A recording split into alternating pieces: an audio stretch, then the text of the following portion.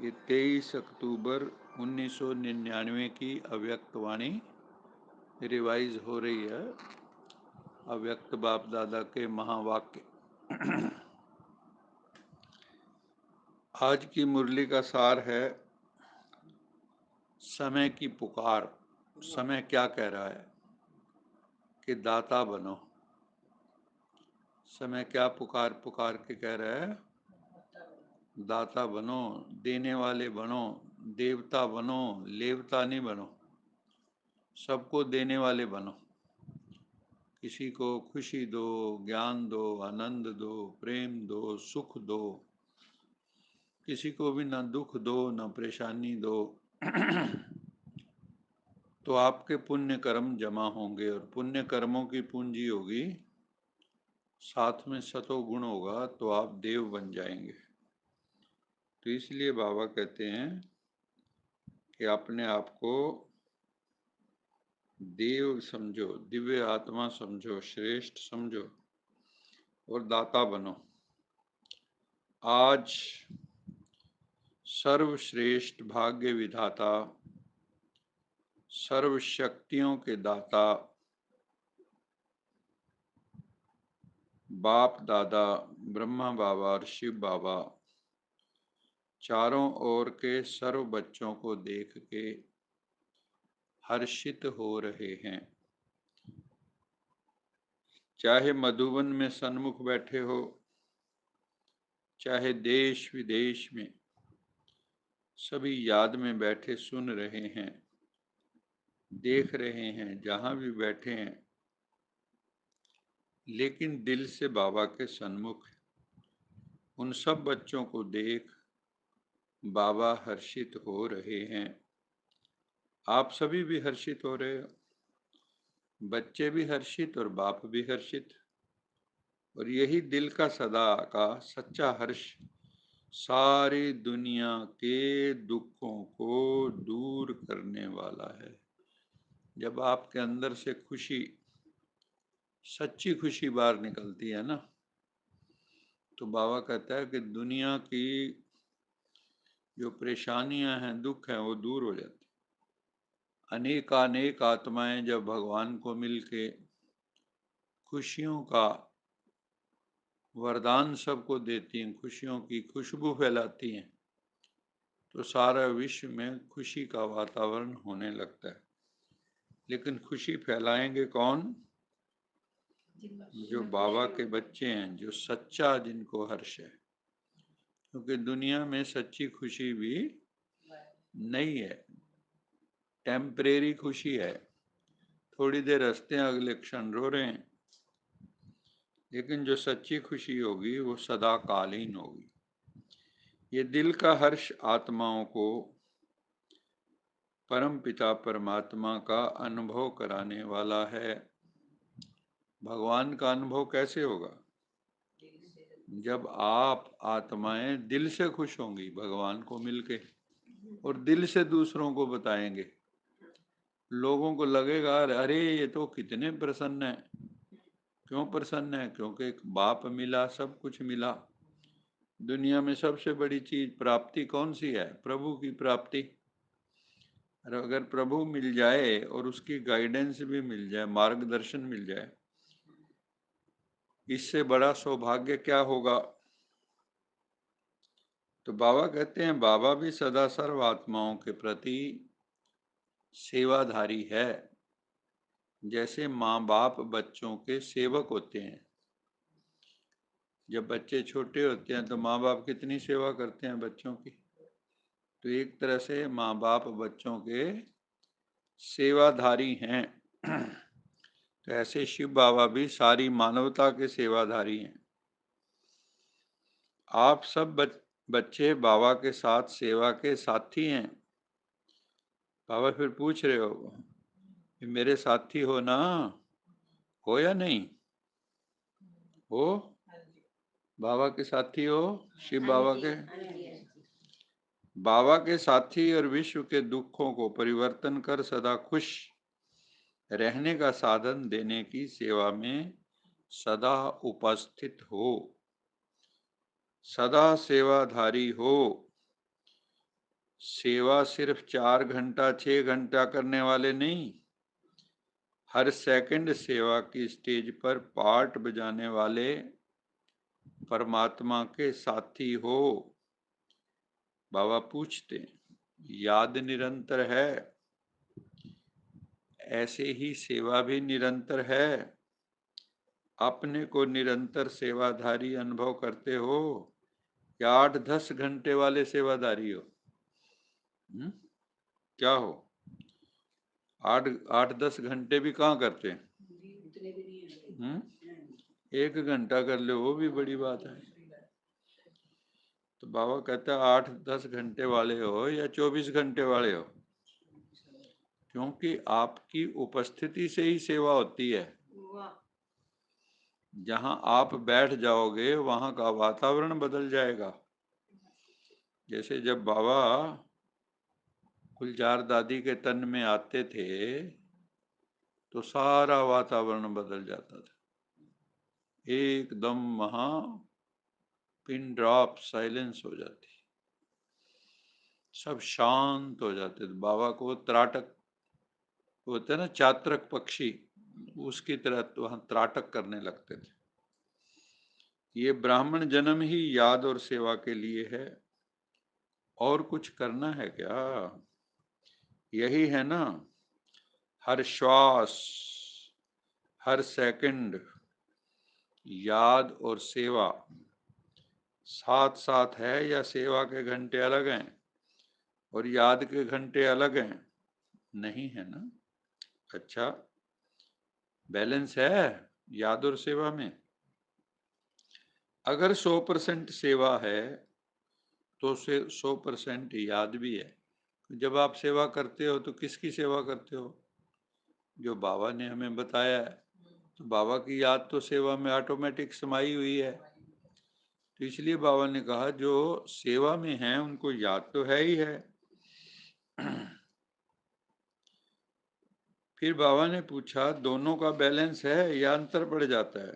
कर्म योगी का अर्थ ही है कर्म और याद, सेवा और याद दोनों का बैलेंस समान होना चाहिए।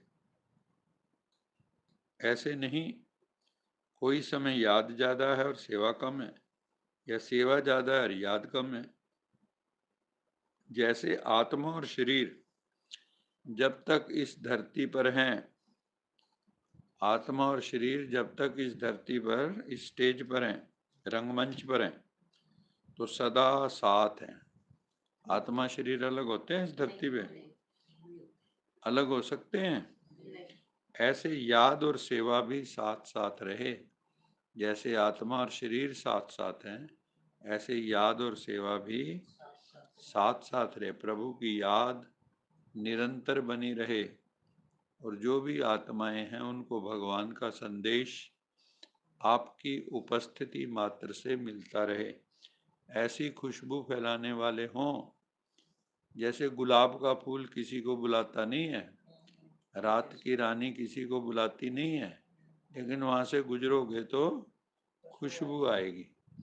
ऐसे आपसे भी ज्ञान गुणों की खुशबू आनी चाहिए। जो भी आपको बात भी ना करे तो भी उनको लगे यार ये अलग है, कुछ इनमें अलग ही खुशबू आ रही है, अलग ही वाइब्रेशन है इनकी। ऐसे याद और सेवा साथ साथ रहें। याद अर्थात बाबा ने याद की डेफिनेशन दी है, जो याद में रहते हैं अंत में क्या होता है? जो प्रभु की याद में रहते हैं तो अंत में क्या होता है? वो प्रभु जैसे ही हो जाते हैं, रब के बंदे बन जाते हैं, वो प्रभु समान हो जाते हैं, अल्लाह लोक बन जाते हैं। तो बाबा कहते हैं याद का मतलब है अंत में बाबा के समान बन जाना, और स्व के स्वमान की भी याद, उसके साथ साथ अपने को भी तिलक लगाते हैं वो, है ना, विजय का तिलक, अपने हाथ से खुद को तिलक लगाते हैं। दूसरों को तिलक तो सब लगाते हैं, खुद को खुद तिलक लगाएं या खुद को खुदा तिलक लगाए? क्या समझे? कौन तिलक लगाए? खुद को खुद तिलक लगाओ अथवा खुद को खुदा तिलक लगाए। दूसरों की जय से पहले खुद को जय करें। हमको मन की शक्ति देना, मन विजय करें, दूसरों की जय से पहले खुद को जय करें। तो बाबा कहते हैं स्व के स्वमान की भी याद कि मैं ऊंचे ते ऊंचे बाप की ऊंचे ते ऊंची संतान हूँ। मैं ऑर्डिनरी नहीं हूँ, मैं साधारण नहीं हूँ। मेरा बाप बड़ा ऊंचा है और मैं भी बड़ा ऊंचा हूँ। पहले नीचे थे, नीचे चले गए थे, अब ऊंचे बन रहे हैं, क्योंकि हमने ऊंचे के साथ दोस्ती लगा ली। ऊंचा बनने का क्या तरीका होता है? जो ऊंचे लोग हैं उनके साथ जुड़ जाओ, उनसे कनेक्शन जोड़ लो तो आप भी धीरे धीरे ऊंचे हो जाएंगे। मैं नीवा मेरा मुर्शिद ਉੱਚਾ, ਉੱਚਿਆਂ ਦੇ ਨਾਲ ਮੈਂ ਲਾਈ, ਸਦਕੇ ਜਾਵਾਂ ਉਹਨਾਂ ਉੱਚਿਆਂ ਉੱਤੋਂ ਜਿਨ੍ਹਾਂ ਨੀਵਿਆਂ ਨਾਲ ਨਿਭਾई। जो सबके साथ निभा लेता है परमात्मा, और उनको भी नीचों ऊंच करे मेरा गोविंद, नीचों ऊंच करे मेरा गोविंद। वो परमात्मा नीच को भी उच्च बना देता है। जब बाबा की याद रहती है तो स्वतः ही सोमान की भी याद रहती है। अगर सोमान में नहीं रहते हैं तो बाबा कहते हैं फिर तो जो तुम्हारी याद है ना वो इतनी शक्तिशाली पावरफुल नहीं होती। अगर आप ऐसे ही बैठ के मान लो योग में और अंदर कोई सोमान लिया नहीं, ऊंची बात सोची नहीं, तो योग भी पावरफुल नहीं लगेगा। जब भी बैठो सोमान लेके बैठो, है ना। जैसे आज था कि नम्रता से महानता। अगर आप जितने नम्र बनेंगे उतने महान बनोगे, जितने निरहंकारी बनोगे, अभिमान खत्म होगा, उतना ऊंचा सोमान होगा। सोमान अर्थात बाप समान। हाईएस्ट सोमान क्या है ना। मैं प्रभु की संतान, प्रभु जैसी हूँ। शिव बाबा का बच्चा शिव बाबा जैसा हूँ। मैं भी विश्व कल्याणकारी हूँ। शिव मैंने कल्याणकारी। तो ये सम्मान होना चाहिए कि मैं सारा विश्व कल्याणी आत्मा हूँ। संपूर्ण सम्मान है ही बाप समान। बड़ा ऊंची बात है ना। कहते हैं ना जिसको मिलना होता है उस जैसे बन के मिलना होता है। दोस्ती तो होती है किन में होती है? बराबर वालों में। तो अगर बाप को मिलना है तो वैसे ही बन के मिलोगे ना, नहीं तो बात बनेगी नहीं। या बनेगी बात? नहीं बनेगी। माधव हम ऐसे तू ऐसा, माधव तो इतना ऊंचा और हम ऐसे, तो मुलाकात कैसे होगी? ऐसे ही याद में रहने वाले बच्चे सदा ही दाता होंगे। हर वक्त उनको ये होगा, देने का ही संकल्प होगा, या उनकी उपस्थिति मात्र से सबको मिलता रहेगा। जैसे सूर्य निकलता है तो उससे रोशनी सबको अपने आप ही मिलती है। क्या सूरज कोई मेहनत करता है? ऑटोमेटिक है। ऐसे जब आप ज्ञान के सूरज बन जाओगे, योग मूर्त युक्त, योग युक्त हो जाओगे, गुण युक्त हो जाओगे, सच्चे सेवाधारी बन जाओगे, तो आपकी खुशबू भी सर्वत्र फैलेगी, आपकी किरणें भी फैलेंगी। तो याद में रहने वाले बच्चे सदा ही दाता होंगे। सबको कुछ ना कुछ उनसे मिलता रहेगा। लेवता नहीं होंगे, देवता देने वाले होंगे। तो आज बाबा सभी बच्चों के दातापन की स्टेज चेक कर रहे थे कि कहाँ तक दाता के बच्चे दाता बने हैं। दाता के बच्चे दाता कितने बने हैं? भगवान के नाम से 10वां हिस्सा निकालते हो कि नहीं निकालते हो? है ना? जैसे सिख लोग हैं, कई तो इतने पक्के हैं इसमें, अन्न में से भी निकालेंगे 10वां हिस्सा, गहनों में से भी निकालेंगे 10वां हिस्सा। मान लो उनके घर 10 तोले सोना है तो 1 तोला भगवान को देंगे, और जो इनकम है उनकी उसमें से भी 1/10 हिस्सा देते। इसलिए आप देखो गुरुद्वारों में किसी चीज की कमी नहीं रहती। और देखो कोरोना काल में भी कितना किया, दवाइयाँ फ्री कर दी, सिलेंडर लोगों के घरों में पहुंचा दिए ऑक्सीजन के, है ना? उन्होंने अपनी जान की परवाह नहीं की। वो एक सरदार जी दिखाए थे ना, उनको भी कोरोना हो गया था, जिन्होंने लाशों को उठाया था। वो माउंट आबू भी आए थे, उनको पद्म श्री दी। मोदी जी ने उनको फोन किया तो कहते मैं तो एकदम हैरान ही हो गया कि आपको पद्म श्री दे रहे हैं हम, इतनी सेवा की आपने।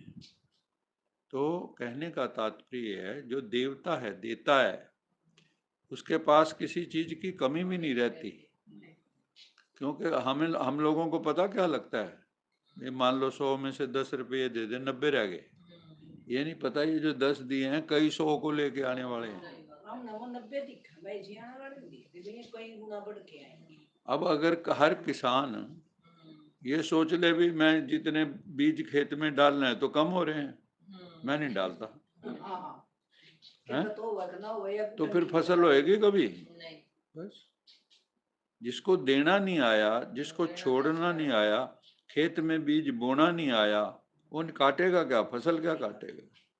जितने भी समझदार लोग हैं उन्होंने एक ही सिद्धांत सीखा है ना? वो उसमें वैसे भी कहते हैं, मान लो किसी के ऊपर कोई बुरा समय आया और उसको पैसे का ही नुकसान हो रहा है लगातार, तो उसके लिए एक हम पढ़ा करते थे, सारा जाता देखिए तो आधा दीजिए बांट। ये सिद्धांत बोलते थे। अगर किसी को लगे यार ये तो सारा ही चला जाएगा, फटाफट आधा दान कर दो, ये जाना तो है ही है, इससे अच्छा किसी अच्छी जगह लग जाएगा, तो वो वही खींच ले आएगा फिर। समझ में आई? ये सिद्धांत दुनिया में बहुत कम लोग समझ पाते हैं। लेना सबको आता है, देना नहीं आता। और जो देवता होते हैं वो कौन होते हैं? जो जिनको देते हुए एक भी संकल्प नहीं आता मन में, और कह के वो अपने ये नहीं कि अखबारों में और वो 5 रुपये दी अरदास, ऐसे ना देवी माता में जगराते में 5 रुपया कोई दे देता था, पहले बड़ी बात होती थी, 5 रुपया दे दिए तो उसके स्पेशल गाते थे वो, 5 रुपये दी अरदास, तो 5 रुपये में इतनी एडवर्टाइजमेंट करवा ली अपनी। तो वहीं फल भोग लिया उसका। हाँ, कहते एक हाथ दान करे दूसरे हाथ को पता ना हो, ऐसा दान करो। और मन में संकल्प तो चले ही नहीं, किसको दे रहे हो? क्या दाता को दे सकते हो? ये तो एक कृतज्ञता है। बाबा कहता है अभी मैं परम धाम लेके जाऊंगा क्या? तुम अपने लिए ही सुख के साधन क्रिएट करोगे, आप लोगों ने ही रहना है, आप लोगों ने ही उसको मैनेज करना है। मुझे तो कुछ चाहिए नहीं, लेकिन जब आप भगवान का नाम लेके त्याग करते हो, हाथ से छोड़ते हो, तो आप में देवत्व का भाव जागृत होता है, देने का भाव। ये बहुत बड़ी बात है। जितना जो देवता बनता है अंतरात्मा से, उतना उससे छूटने लगता है। जैसे ब्रह्मा बाबा को छोड़ने में कितनी देर लगी? लाखों करोड़ों रुपया 1 सेकंड में अर्पित कर देना, मासी का घर थोड़ी है।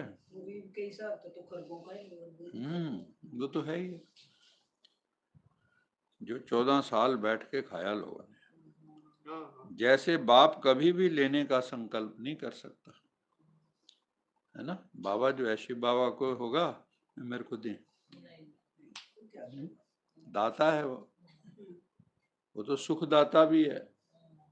आपको सब कुछ देने वाला कौन है? सारी दुनिया क्या कहती है, जो समझदार लोग हैं, कुछ भी आता है कहते हैं भगवान का दिया हुआ जी, भगवान की बड़ी कृपा है, यही बोलते हैं या कुछ और बोलते हैं? तो दाता कौन ठहरा? तो बाबा बोल रहे हैं कि मेरे को कभी लेने का संकल्प आता ही नहीं है, देने का ही करता है। अगर कहते भी हैं सब कुछ पुराना दे दो, तो भी पुराने के बदले नया देता है। एक मुट्ठी चावल दे दिए, उसके बदले में महल ले लिए। सुदामा ने एक मुट्ठी चावल दे दिए, उसके बदले में महल ले लिए। तो देना हुआ या लेना हुआ? मान लो किसी ने 10 रुपये की लॉटरी डाली हो, 1 करोड़ निकला है, तो देना हुआ या लेना हुआ? ये भी तो लॉटरी है कि भगवान के सामने आपके हाथ से छूट रहा है, तो कितने लक्की हो। अगर कहते भी हैं सब कुछ पुराना दे दो, तो भी पुराने के बदले भगवान नया करके दे देता है। और मान लो आप भगवान के नाम से देते हो, तो वो भी इंश्योरेंस हो जाता है आपका। क्या है वो? जीवन के साथ भी और जीवन के बाद भी।